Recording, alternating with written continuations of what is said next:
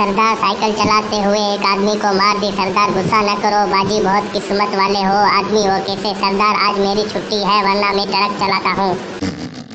सरदार road पर खड़े car के नीचे कुत्ते को लेटा देखा तो दम से खींचा और बोला, यार मेरी गाड़ी भी ठीक कर दे, स्टार्ट नहीं हो रही। काका शरारती को फांसी की सजा हुई। जज ने काका शरारती से पूछा, कोई आखिरी ख्वाहिश? काका शरारती, मेरी जगह तुसी लटक जाओ। लड़की अपने नाबीना आशिक से बोली, काश तुम्हारे आंखें होते तो तुम मेरी हुस्न को देखते। लड़का, अगर तुम खूबसूरत होती तो क्या आंख वाले तुम्हें मेरे लिए छोड़ते?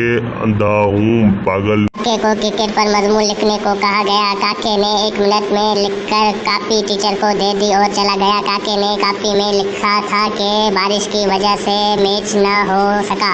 एक फकीर ने आवाज लगाई, बहन रोटी दे दो, भूख लगी है। अंदर से आवाज आई, तेरी बहन मायके गई है, तेरा बहनोई भी भूखा है। दामाद सास है, मैं आपकी बेटी से बिल्कुल खुश नहीं हूँ। सास, नसीब की बात है यहाँ तो उससे पूरा मोहल्ला खुश था।